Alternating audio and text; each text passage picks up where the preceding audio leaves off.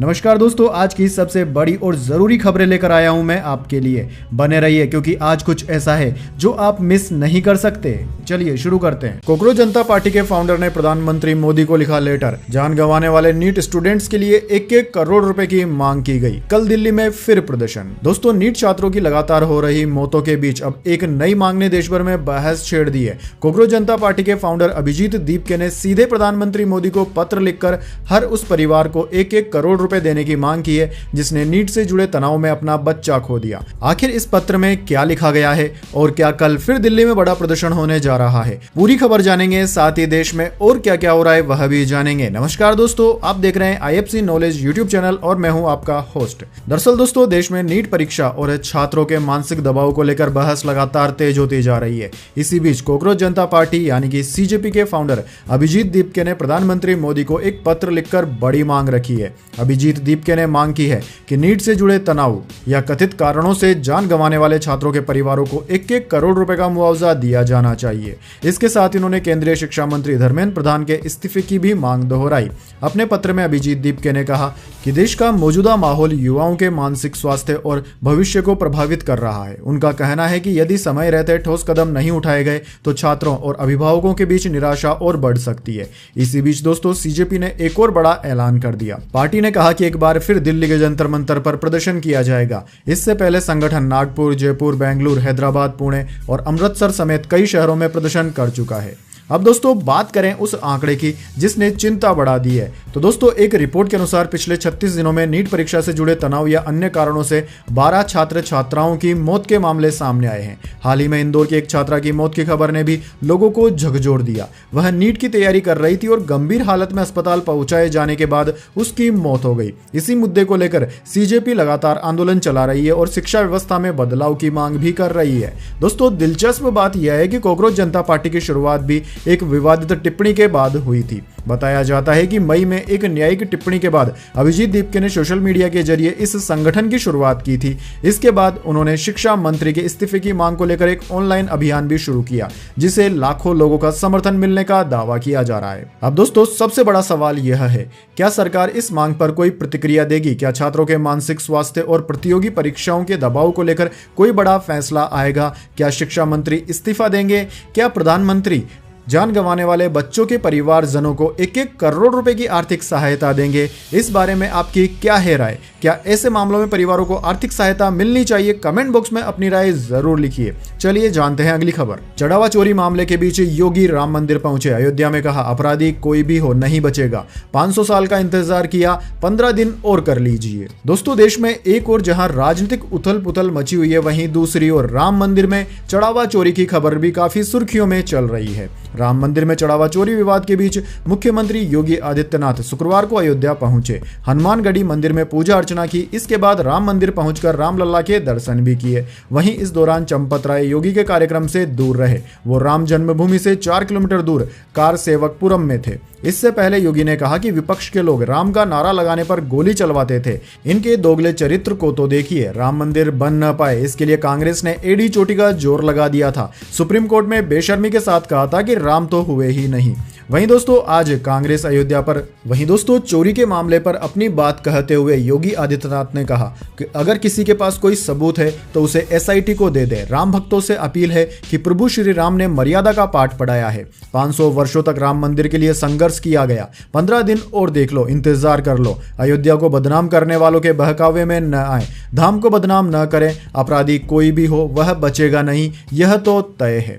दरअसल दोस्तों, आपको बता दें, सपा सरकार में मंत्री रह चुके पवन पांडे ने रविवार 7 जून को दावा किया था कि राम मंदिर के 5 से 7.5 करोड़ रुपए तक की चोरी हो गई है। अखिलेश ने भी कहा था कि मामले पर सरकार की चुप्पी संदिग्ध है, कोर्ट को मामला देखना चाहिए। चंपत राय ने सफाई दी थी कि अभी तक ऐसी कोई भी बात सामने नहीं आई है। लेकिन दोस्तों, चोरी की बात सच साबित हुई। चढ़ावा चोरी मामले में अब तक 5 लोग लवकुश, अवनीश, अनुकल्प, करुणे और रामशंकर को गिरफ्तार किया जा चुका है। इन लोगों की निशानदेही पर अब तक 2 करोड़ रुपए रिकवर भी कर लिए गए हैं। यह सभी दान राशि की गिनती की ड्यूटी से जुड़े हुए हैं। दोस्तों, मंदिर ट्रस्ट के कर्मचारी रामाशंकर यादव उर्फ टिन्नू के घर से 13 जून को सोना मिला था। हालांकि सोना कितना है यह अभी कंफर्म नहीं है।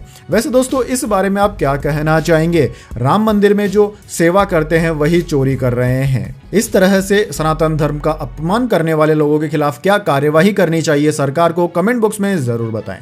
चलिए दोस्तों आगे बढ़ते हैं। राहुल गांधी आज 56 साल के हुए। कांग्रेस मुख्यालय में जन्मदिन मनाया गया। प्रियंका और खड़गे के साथ केक काटा। कार्यकर्ताओं ने पोस्टर को दूध से नहलाया। दोस्तों कांग्रेस सांसद राहुल गांधी आज 56 साल के हो गए। वह प्रियंका गांधी के साथ दिल्ली स्थित कांग्रेस मुख्यालय इंदिरा भवन पहुंचे। यह उन्होंने कांग्रेस अध्यक्ष मल्लिकार्जुन खड़गे, प्रियंका गांधी, कांग्रेस नेताओं और कार्यकर्ताओं की मौजूदगी में केक काटकर जन्मदिन मनाया। उनका जन्म 19 जून 1970 को दिल्ली में हुआ था। राहुल गांधी के जन्मदिन पर प्रधानमंत्री मोदी, कांग्रेस नेता शशि थरूर, मल्लिकार्जुन खड़गे और इंडिया ब्लॉक के कई नेताओं ने शुभकामनाएं दी। दिल्ली में कांग्रेस मुख्यालय के बाहर बर्थडे पोस्टर भी लगाए गए। वाराणसी में कार्यकर्ताओं ने उनकी तस्वीर पर दूध चढ़ाया। चलिए दोस्तों आगे बढ़ते हैं। पाकिस्तान ने फिर दी गीदड़ भभकी। अगर पानी रोकने की कोशिश की गई तो इस्लामाबाद चुप नहीं बैठेगा। भारत पाकिस्तान सिंधु जल संधि समझौते पर भुट्टो के बिगड़े बोल। दरअसल दोस्तों भारत ने पहलगाम आतंकी हमले के बाद सिंधु जल संधि समझौते को रद्द कर दिया। इसके बाद से लगातार पाकिस्तान भड़काऊ बयान देते आ रहा है। इस बार पाकिस्तान पीपल्स पार्टी के चेयरमैन बिलावल भुट्टो जरदारी ने बयान दिया। उनका कहना है कि अगर पाकिस्तान के पानी को रोकने का प्रयास किया गया तो इस्लामाबाद इसका जवाब देने के लिए तैयार है। हालांकि भारत पहले भी ऐसे बयानों का जोरदार जवाब देते हुए आया है। दोस्तों आपको बता दें समझौते को रद्द हुए करीब 14 महीने बीत चुके हैं। इसके बाद बिलावल भुट्टो जरदारी का कहना है कि पाकिस्तान इसे कभी बर्दाश्त नहीं करने वाला। यह बयान उन्होंने पाकिस्तानी संसद में दिया। अब दोस्तों इन बेवकूफों को कौन बताए कि इस संधि को तो 14 महीने पहले ही रद्द किया जा चुका है। आप अब तक बयान क्यों दे रहे हैं? अगर आप कुछ कर सकते थे तो इन 14 महीनों में कुछ कर लेते। पाकिस्तान को यह सोचने की जरूरत है दोस्तों कि अगर वो कुछ कर सकता था तो इन 14 महीनों में कर सकता था ना। सिर्फ वो अपनी जनता को बरगलाने के लिए इस तरह के बयान संसद में देता रहता है। चलिए दोस्तों आगे बढ़ते हैं। जियो का आईपीओ जल्द आएगा। 27 करोड़ शेयर जारी होंगे। सेबी के पास दस्तावेज जमा। मुकेश अंबानी बोले आकाश, ईशा और अनंत जिम्मेदारी संभालेंगे। रिलायंस इंडस्ट्रीज के जियो के आईपीओ के लिए 19 जून को सेबी के पास ड्राफ्ट पेपर्स फाइनल कर दिए गए। दोस्तों कंपनी की 49वीं एनुअल जनरल मीटिंग में चेयरमैन मुकेश अंबानी ने इसकी जानकारी दी। आईपीओ के जरिए कंपनी 27 करोड़ नए शेयर जारी करेगी। शेयरों की कीमत कितनी होगी अभी इसकी जानकारी सामने नहीं आई है। पूरी प्रोसेस सेबी के नियमों के अनुसार ही चलेगी। यानी कि दोस्तों भारत में इंटरनेट की दुनिया में क्रांति लाने वाली जियो कंपनी अपना आईपीओ भी लेकर आ रही है। चलिए दोस्तों आगे बढ़ते हैं। देवकी नंदन ठाकुर बोले जब तक कानून नहीं हिंदू 4 बच्चे पैदा करें। नीट पर कहा डिजिटल दौर में थोड़ा बहुत इधर उधर हो जाता है, सरकार फ्रीबीज बंद करे। दोस्तों कथावाचक देवकी नंदन ठाकुर ने कहा कि देश में सभी के लिए समान कानून लागू होना चाहिए। जब तक देश में जनसंख्या नियंत्रण कानून नहीं आता तब तक हर सनातनी को 4 बच्चे पैदा करने चाहिए। वहीं नीट पेपर लीक पर कहा कि डिजिटल दौर में कई बार इधर उधर चीजें हो जाती है, लेकिन ऐसा नहीं होना चाहिए। दोस्तों भोपाल में श्रीमद् भागवत गीता कथा के बाद भास्कर से बातचीत में देवकी नंदन ठाकुर ने जनसंख्या नियंत्रण कानून, मुफ्त शिक्षा, स्वास्थ्य, महंगाई, रोजगार और सनातन बोर्ड जैसे मुद्दों पर खुलकर अपनी राय रखी। महंगाई के सवाल पर उन्होंने कहा कि मैं वित्त मंत्री नहीं हूं, मैं बस इतना कह सकता हूं कि सरकार को मुफ्त की हर चीज हटा देनी चाहिए। केवल 2 चीजें मुफ्त में मिलनी चाहिए, अच्छी शिक्षा और अच्छा इलाज। वैसे दोस्तों कमेंट करके बताइए आप कहां तक इनकी बातों से सहमत है। क्या हर व्यक्ति 4 बच्चे पैदा कर सकता है? अगर कोई व्यक्ति 4 बच्चे पैदा कर लेगा, एक गरीब व्यक्ति है वह 4 बच्चे पैदा कर लेगा, तो वह उनको पालेगा किस तरीके से? और अगर हर दंपति 4-4 बच्चे पैदा करेगा तो देश में जनसंख्या का एकदम से विस्फोट हो जाएगा। क्या भारत की अर्थव्यवस्था उस जनसंख्या विस्फोट को संभाल पाएगी? आपकी क्या है राय इस बारे में कमेंट बॉक्स में जरूर बताएं। चलिए दोस्तों आगे बढ़ते हैं। ईरान अमेरिका पीस डील के बावजूद इजराइल का लेबनान पर हमला, 18 की मौत। इजरायली मंत्री बोले पूरे लेबनान को जला देना चाहिए। दरअसल दोस्तों एक और तो अमेरिका और इजराइल के बीच में सीज फायर हो गया है, शांति की बातें चल रही है, लेकिन इजराइल चाहता है कि दुनिया में शांति रहे ही नहीं। इजराइल हर बार कुछ ना कुछ ऐसी हरकतें कर देता है जिससे शांति समाप्त हो जाती है। फिलहाल दोस्तों ईरान अमेरिका के बीच में गुरुवार रात पीस पर दस्तखत हुए। इसके एक दिन बाद इजराइल ने लेबनान पर हमला कर दिया जिसमें कम से कम 18 लोगों की मौत हो गई। पीस डील की शर्तों के अनुसार इजराइल को लेबनान पर हमले रोकने थे, लेकिन प्रधानमंत्री नेतन्याहू ने इससे इनकार कर दिया था। अब दोस्तों इजरायली सेना ने दावा किया है कि उसने गुरुवार रात से अब तक दक्षिणी और पूर्वी लेबनान में 80 से ज्यादा ठिकानों पर हवाई हमले कर दिए हैं, जिसमें हिजबुल्लाह के दर्जनों लड़ाके मारे गए। दूसरी ओर हिजबुल्लाह के हमले में दक्षिणी लेबनान में 4 इजरायली सैनिकों की मौत हो गई। इससे नाराज होकर इजरायल के राष्ट्रीय सुरक्षा मंत्री इतामार बेन गवीर ने तीखा बयान दिया। उन्होंने कहा कि पूरे लेबनान को जला देना चाहिए।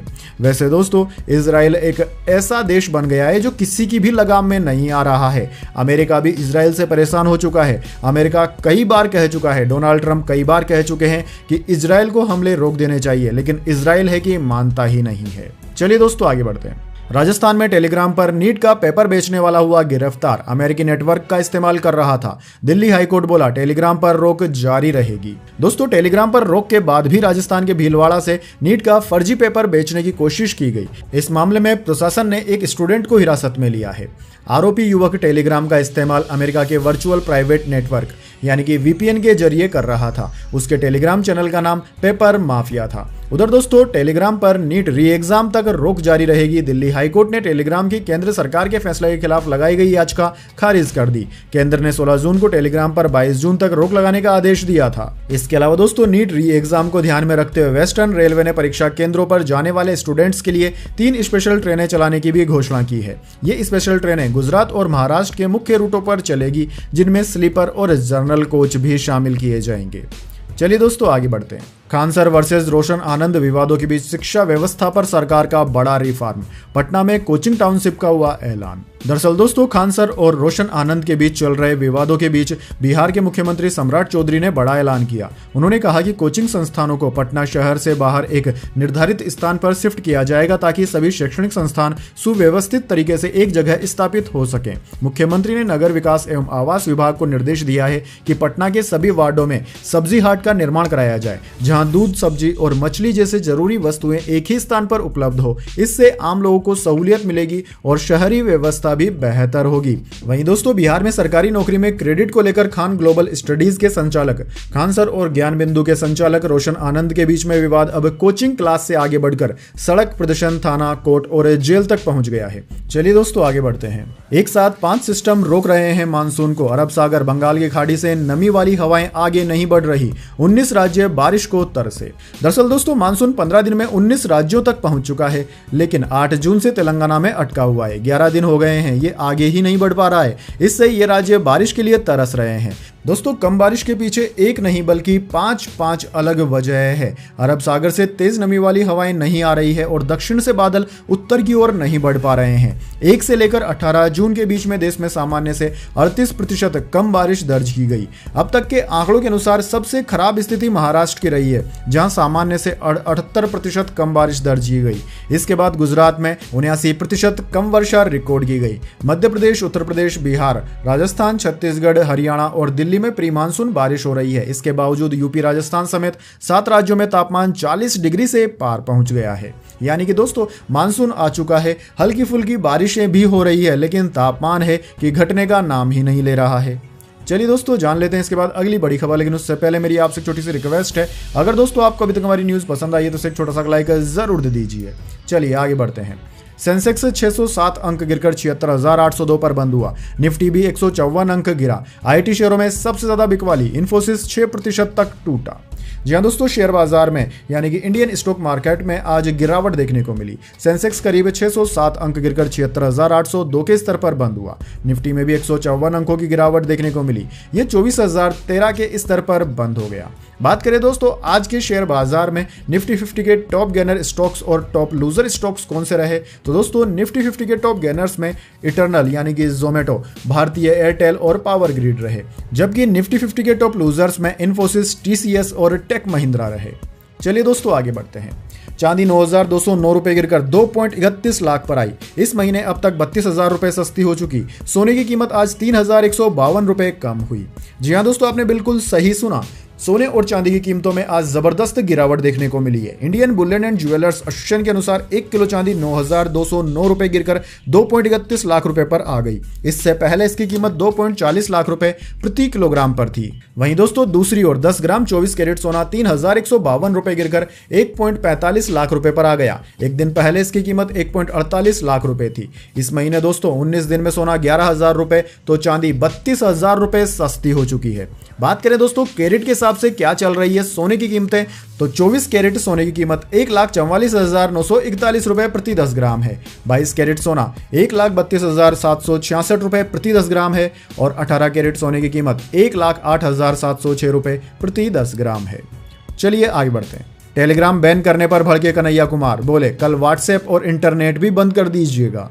दरअसल दोस्तों, नीट पेपर लीक विवाद को लेकर देश भर में सियासत लगातार गर्मा रही है। नीट की दोबारा परीक्षा होने तक मैसेजिंग ऐप टेलीग्राम पर प्रतिबंध लगाने के सरकार के फैसले पर कांग्रेस नेता कन्हैया कुमार ने तीखी प्रतिक्रिया दी। उन्होंने सरकार की इस कार्रवाई को बेतुका बताते हुए नेशनल टेस्टिंग एजेंसी यानी कि एनटीए पर बैन लगाने और असली दोषियों के खिलाफ सख्त कार्यवाही करने की मांग की। कन्हैया कुमार ने सरकार के फैसले पर तंज कसते हुए कहा कि अगर आप आज टेलीग्राम पर प्रतिबंध लगा रहे हैं तो कल क्या आप व्हाट्सएप पर भी प्रतिबंध लगा सकते हैं? इसके अगले दिन क्या आप इंटरनेट को पूरी तरह से बैन कर देंगे? और उन्होंने कहा कि सोशल मीडिया ऐप बंद करना समस्या का समाधान नहीं है, बल्कि यह सरकार की अपनी नाकामी को छिपाने की एक कोशिश मात्र है। वैसे दोस्तों, टेलीग्राम कंपनी ने दिल्ली हाई कोर्ट में सरकार के खिलाफ केस भी किया था। उस केस में भी टेलीग्राम ने यही दलील दी थी कि अगर आप टेलीग्राम को बैन कर देते हैं तो जो आपके पेपर लीक करने वाले व्यक्ति हैं वे किसी दूसरे प्लेटफॉर्म पर शिफ्ट हो जाएंगे। ऐसे बहुत सारे मैसेजिंग प्लेटफॉर्म है जहां पर वे जा सकते हैं।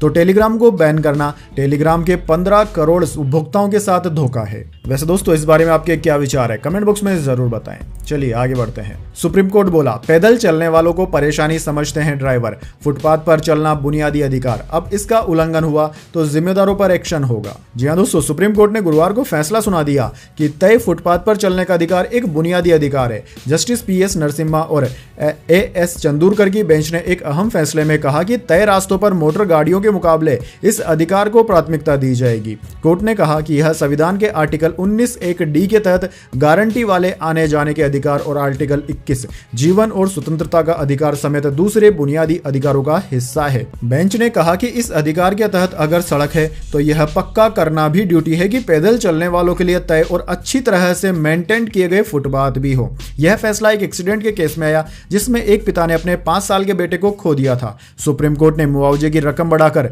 11,44,628 रुपए कर दी और इसे कम करने वाले हाईकोर्ट के आदेश को भी रद्द कर दिया। यानी कि दोस्तों, सुप्रीम कोर्ट ने सीधे सीधे सरकार के अधिकारियों को कह दिया है कि अगर आप सड़क बनाते हैं तो सड़क के बगल में आपको फुटपाथ भी बनाना होगा। यह हर नागरिक का बुनियादी अधिकार है कि वह सड़क के किनारे फुटपाथ पर चले। चलिए आगे बढ़ते हैं। अब ऑपरेशन घड़ी की बारी। शरद गुट के 5 सांसदों के टूटने का दावा, पवार के करीबी ने दिया बड़ा चैलेंज। जी हां दोस्तों, आपने बिल्कुल सही सुना। महाराष्ट्र की राजनीति में शिवसेना यूबीटी के 6 सांसदों की बगावत के बाद अब शरद पवार गुट की राष्ट्रवादी कांग्रेस पार्टी को लेकर भी बड़ा दावा सामने आया है। अजीत पवार गुट के वरिष्ठ नेता धर्माराव बाबा आत्राम ने दावा किया कि शरद गुट के 5 सांसद पाला बदलने के लिए पूरी तरह से तैयार हैं। इतना ही नहीं, पूर्व मंत्री ने उनके संभावित पार्टी प्रवेश की तारीख भी बता दी। हालांकि एनसीपी ने इसे सिरे से खारिज कर दिया। दोस्तों, सुनेत्रा पवार के नेतृत्व वाली एनसीपी के पूर्व मंत्री और अहेरी विधानसभा के विधायक धर्माराव बाबा आत्राम ने कहा कि हमारी एनसीपी लगातार मजबूत हो रही है। उन्होंने कहा कि पहले कई पूर्व सांसद और विधायक पार्टी में शामिल हुए और अब मौजूदा सांसद तथा विधायक भी पार्टी का रुख कर सकते हैं। वे एनसीपी में आने के इच्छुक हैं। चलिए दोस्तों आगे बढ़ते हैं। व्हाट्सएप सब्सक्रिप्शन भारत में हुआ लॉन्च, हर महीने 79 रुपए में मिलेगी सर्विस। दोस्तों, भारत में ऐसा ही कोई व्यक्ति होगा जो स्मार्टफोन रखता हो और व्हाट्सएप नहीं चलाता हो। व्हाट्सएप अब तक पूरी तरह से फ्री ऐप रहा है। यह एक सोशल ऐप है जो कि मैसेज करने के लिए हर कोई इस्तेमाल करता है। लेकिन दोस्तों, अब इसमें पहली बार एक पेड सब्सक्रिप्शन मॉडल आ गया है। कंपनी ने भारत में व्हाट्सएप प्लस नाम से नया प्लान रोल आउट करना शुरू कर दिया है, जो एंड्रॉयड और iOS दोनों यूजर्स के लिए उपलब्ध है। इस नए प्लान की कीमत भारत में 79 रुपए प्रति महीने रखी गई है। हालांकि दोस्तों, शुरुआत में यूजर्स को पहला महीना फ्री ट्रायल के तौर पर मिल रहा है, यानी कि आप पहले इसे इस्तेमाल करके देख सकते हैं। यानी कि वही बात हो गई, पहले इस्तेमाल करें फिर विश्वास करें और उसके बाद तय कर सकते हैं कि यह आपके लिए जरूरी है या नहीं। व्हाट्सएप प्लस को समझने के लिए यह जानना जरूरी है कि यह कोई बड़ा बदलाव नहीं है, बल्कि यह एक तरह का कस्टमाइजेशन पैक है। दोस्तों, इसका मतलब यह है कि ऐप के बेसिक फीचर्स जैसे कि कॉलिंग, स्टेटस, मैसेजिंग और एंड टू एंड इंक्रिप्शन पहले की तरह ही रहेंगे और सभी यूजर्स के लिए फ्री रहेंगे। तो फिर ऐसी कौन सी चीजें जो आपको पैसे देने के बाद में मिलेगी, चलिए वो भी जान लेते हैं। दोस्तों, नई व्यवस्था में यानी कि नए प्लान के तहत यूजर्स को ऐप के लुक को बदलने का ऑप्शन मिल जाएगा। इसमें करीब 18 नए कलर और थीम्स दिए गए हैं, जिनमें अलग अलग स्टाइल और कलर कॉम्बिनेशन शामिल हैं। इसके अलावा ऐप का आइकन भी बदला जा सकता है, जिसके लिए 14 नए डिजाइन दिए गए हैं। यानी कि व्हाट्सएप अब पहले जैसा दिखे यह जरूरी नहीं, आप इसे अपनी मनपसंद के हिसाब से बदल सकते हैं। सिर्फ लुक ही नहीं, कुछ छोटे लेकिन काम के फीचर्स भी इसमें जोड़ दिए गए हैं, जैसे यूजर्स को एक्सक्लूसिव रिंगटोन मिलती है जो आम यूजर्स के पास नहीं होगी। इसके साथ ही नए स्टिकर पैक भी दिए जाते हैं। एक और बदलाव यह है कि अब आप अपनी चैट लिस्ट में 20 तक चैट्स को पिन कर सकते हैं जो पहले लिमिटेड थी। वैसे दोस्तों कमेंट करके बताइए, क्या आप व्हाट्सएप के इन नए फीचर्स के लिए 80 रुपए देना पसंद करेंगे? चलिए आगे बढ़ते हैं। गर्लफ्रेंड की बेटी से मिलने जबरन घर में घुसे तेज प्रताप यादव। अनुष्का के भाई आकाश ने FIR कराई। तेज प्रताप बोले छवि बिगाड़ने की कोशिश।